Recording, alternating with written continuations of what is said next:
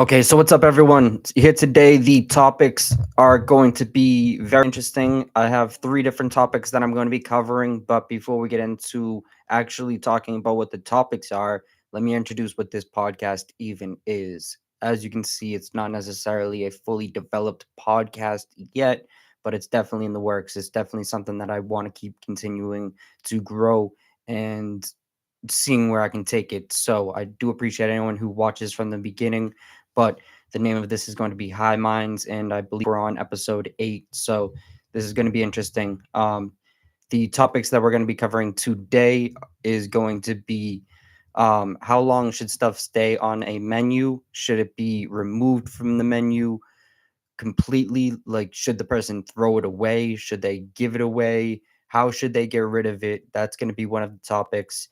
Second topic is going to be if it is essential to have a tastemaker slash someone on your team who is has a good level of criticism where they're not just a negative person, but they're able to critique stuff and tell you if it's actually worth putting on your menu. I think that that is something that needs to be discussed. So we're going to talk about that.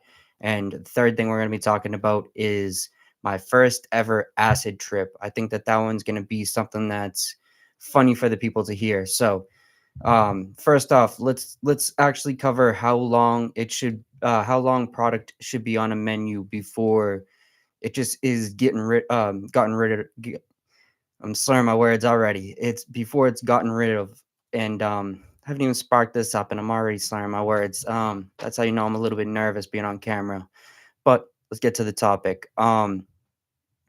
The stuff that is on a menu, in my humble opinion, should have an expiration date to an extent. It shouldn't necessarily be something that we get rid of within a week or two, like some other fruits and vegetables, but it definitely has an expiration date and it has a date that it's best used by. That's maybe something I should say that's gonna fit it better than saying an expiration date. There's a date that you should use this product by, and honestly, it's definitely going to have more of its positive effects within that date. So, if you see something that's been on someone's menu for over 3 or 4 months, then if you see no price change on it, then that is something that is a red flag, in my opinion.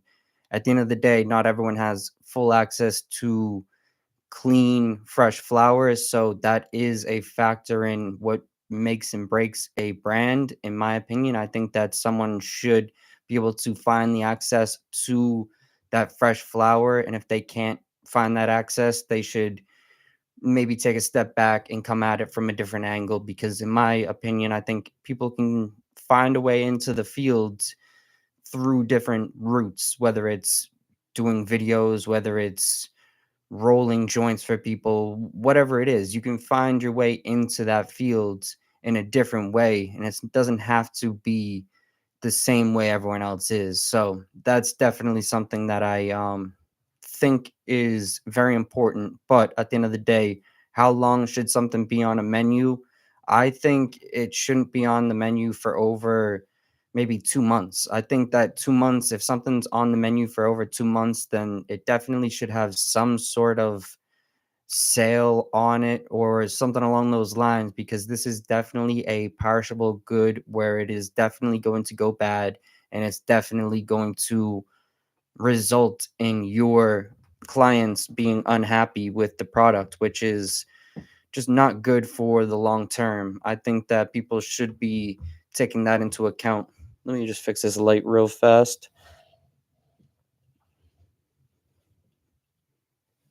Okay, okay. We got it. So, people should be taking that into account before they make their clients waste money, because at the end of the day, if a client buys something that is really, really old, they're not going to get the best experience from it, and it's probably going to result in them not coming back to you. So a good way to maneuver around that loss is to either do some sort of raffle, some sort of giveaway, some sort of something where you're actually going to be able to give the people some sort of deal on the product, with them leaving happy and everyone just being happy at the end of the day. I think that that is what everyone should be aiming towards, is making the client happy, and sometimes that gets lost in the profits. Some people want to make a lot of money off it, and it is what it is. Everyone gets caught up in the lights at some point.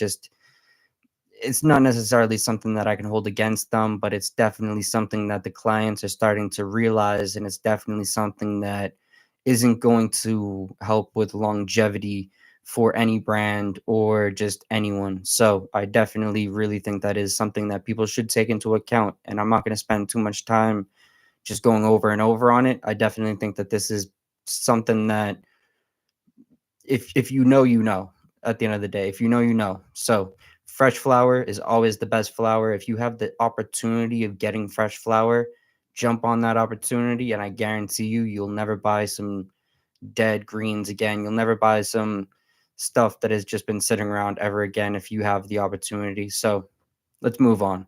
Um, is a tastemaker essential for a brand? I truly believe so. And I have a few reasons why I can actually say that humbly and confidently. But let's spark up the joint before we get into this topic. I think that this is definitely an interesting topic that I want to go over properly. I definitely think that definitely don't know where I put my lighter.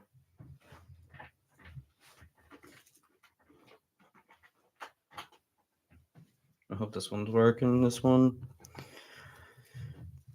That's the funny thing, is I have like 400 lighters, but they're all trash. I need to just throw a bunch of them away. But let me get back on track. So, let me see.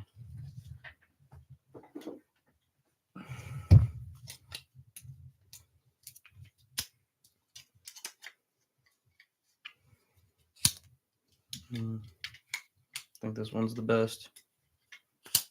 Yep. So here we go. The tastemaker, the critical smoker on a team. Why this is important, in my opinion, is because in the game that we're playing right now, in the game that any brand is playing right now, they are seeing that there is a lot of scams. There's a lot of tricks. There's a lot of just weird stuff that goes on within the game that people have to be aware of. And if you don't have someone that is really critical and on top of those different issues, then you might find yourself the victim of one of those issues. And I don't think that that is something that can be great for a brand. And I have a perfect example of why I can say that confidently, is because say say if someone gives you Purple Punch. This actually just happened. I had a brand, I'm not going to say any names because I do truly respect this person for what he does and the way he goes about doing it. He is someone who gives me samples a good amount just to see if the product is actually what the person marketed it as. So, we ran into this situation the other day where he gave me some flour that was labeled some interesting name that was appealing. In my opinion, it was definitely appealing, but it isn't what it is. It was actually technically Purple Punch.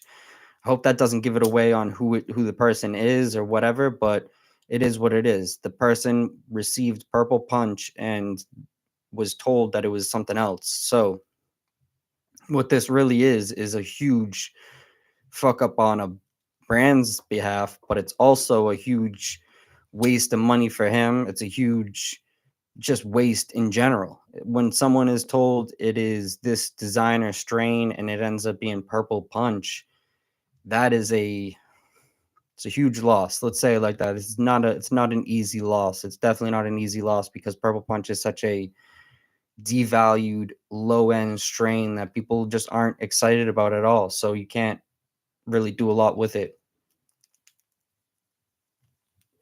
With this being said, though, this is just one of the strains that he gave me out of, I think, 4 or 5 strains. I think it was 5 strains in total that he gave me. I've smoked 3 of them, or I've tasted 3 of them. I haven't fully smoked all through them yet, but I tasted 3 of them. Noticed that 2 out of 3 of them had issues, and what I mean by an issue is they weren't marketed properly. They were said to be organic. I could taste salts on the first one, and then the second one is purple punch when it was marketed as a different strain. So that shows the true value right there of having a tastemaker or just someone who has a little bit of a critical judgment upon strains, but also has experience with all these different strains. So if one thing is renamed, they might actually be able to catch that before you actually spend all this big money on it. So I think that that is definitely an essential piece of the puzzle when it comes to building a brand and actually having longevity. And we can go back and look at what Doja Pack says. We can look at a lot of what these really high end brands say. They all say that having a QC, or at least having knowledge yourself on what is popular, what is this, what is that, is really, really major. It is a major way of actually continuing to have a popular brand or even just have any noise at all, because if you're just only selling the knockoff nonsense, then people will catch on. And when they catch on, they are not going to be very happy with you. They're going to find someone else and you're just going to get forgotten about. So it's not a great way for longevity, in my opinion.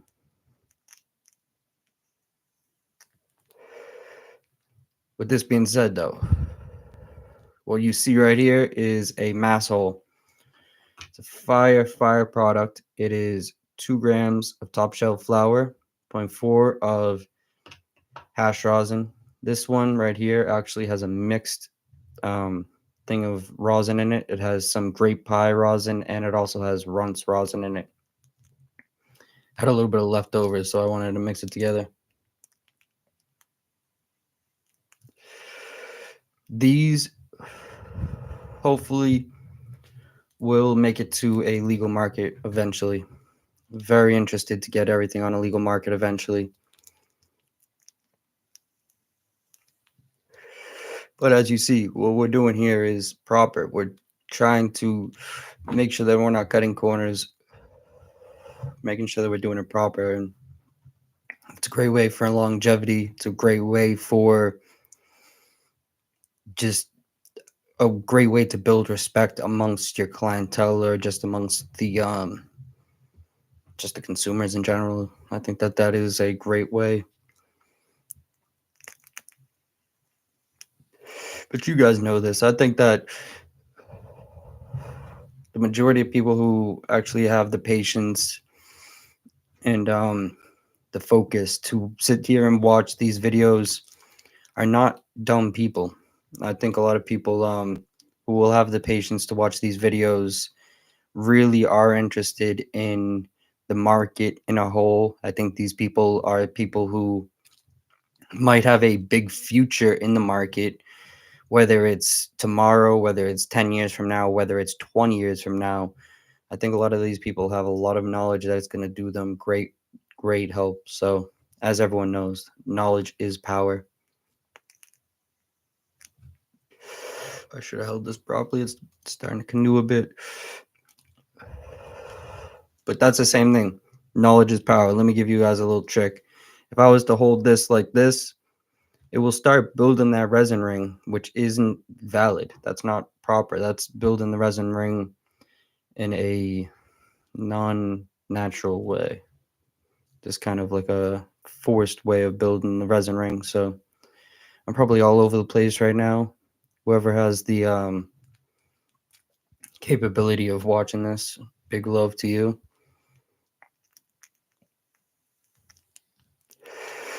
And I'm trying to take like a more raw, organic approach to this whole thing. I think that some people are a little bit too scripted. Shout out to them though. It is what it is. Some people have different paths than me, so it's going to be interesting to see how this develops. That being said, though, did I cover this topic fully? I do think that it is extremely important to catch those those flaws and catch those things before it can get too bad. Say if you're a buyer, you're a shopper that's grabbing plates and plates and plates of stuff. That's already a problem, in my opinion. I think that if you want to grab real quality stuff, it's probably not going to be able to be accessible in pounds. If it is, then you probably know the person very well and you have good access. So make sure it's a proper person. But that's another topic for another day. So I think we covered that appropriately. I think that that's definitely a topic that needed some coverage. I probably didn't do it full justice, so don't be surprised if you ever hear me speaking about this in the future. I want to actually make sure that I cover everything in depth fully. So if I ever re talk about something and start adding other things into it, don't be surprised. Let's move on though.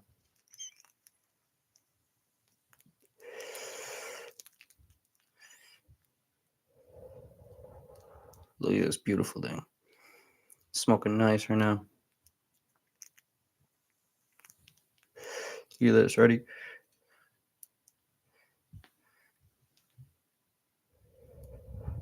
Definitely not lined up great, but it's a work in progress every time, you know? It's not easy to do it perfect each time. Which great segue to my last topic of the day. The thing that I was a little bit nervous to come here and speak about, just because it's kind of a weird topic. Probably not a lot of people have ever experienced this or ever will.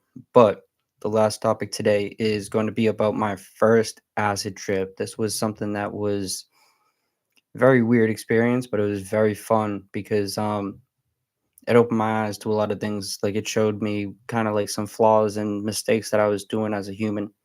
So let's talk about it. This one was really, really interesting. It was really weird. But me and my boys, we took basically just like a half a tab each. Very, very small amount compared to like what I've seen some people take. And I wasn't really like knowledgeable of what it was supposed to do or like what to expect. So we were just having fun, like laughing for a while. It's right on the hash. I'm sorry. I gotta get it.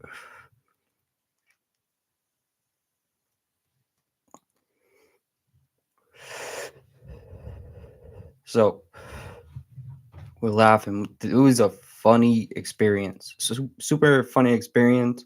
But one thing I do want to say before I get into this a little bit, not just my eyes are looking wild right now, but I'm not recommending anyone take acid. I think that acid is something that you should probably stay away from if you're going to take any sort of psychedelic, which I'm still not recommending. If I'm not necessarily recommending it, I know that could get me into weird, funky situation. But if I was saying anything, shrooms, but that's a different topic. Let's get back to it. Acid, we took like a very small amount. We were having a very funny time. We're all laughing, and we honestly went out into this woods. We're just running in the woods and like having like a wicked fun time, like very interesting time. Like it's definitely something where you will somewhat see things that aren't necessarily there, kind of. It's not necessarily like you're going to have a it's not like there's gonna be like cartoons playing. It's not like that. But what it is like kind of, say if you're looking at something that's in the shadows, say something's like half dark, and you can like you would have to make out the rest of it, then you could imagine it being something that it isn't. You know what I mean? So it is definitely something that is warping your brain to a weird thing. It's very hard to explain, but it's definitely it's an interesting experience to say the least. And I will have to say that the visuals and whatnot are probably the part that kind of like plays people a little bit and kind of makes people like almost kind of scared of it in a way. But I would say that it is definitely a very weird experience. So let me get back on track. We're all just like we're all just having fun. We're all laughing. We're all like running through the woods. And I swear, I felt like I was like flying. I felt like I was running at like record speeds, and we were just having a blast. But that that was like the best part of it. We end up coming back to the spot we were at before, and we're all just hanging out. And this brings me to the part where if you see like half of someone's face, you can almost imagine it being something that isn't necessarily that. So if you see someone's face and they have like a face that is like I don't know, just someone that kind of looks like a I don't know, someone that has like a face that could resemble someone like that was in a movie or something like that. Very weird thing to say, but if you guys ever have seen that vampire movie, that old vampire movie where it's like black and white and it's like slow motion, all like that weird stuff. My friend at the time, I look over at him and he was like gonna pass me the joint or just pass me something, and I like looked at him and like half his face was in the dark, and I swear to God he looked like that thing, and it just scared the hell out of me. It just scared me like a lot. I can't lie to you guys. It scared, man. It was such like a funny experience because it was not what I was expecting. It was like all giggly, laughy, like all like just funny the whole time before that. But I end up like having that like kind of like a bad trip to an extent. But what that showed me is like honestly like you kind of can like overthink things. You can kind of like play into like some things in life, and you can kind of like how should I word it?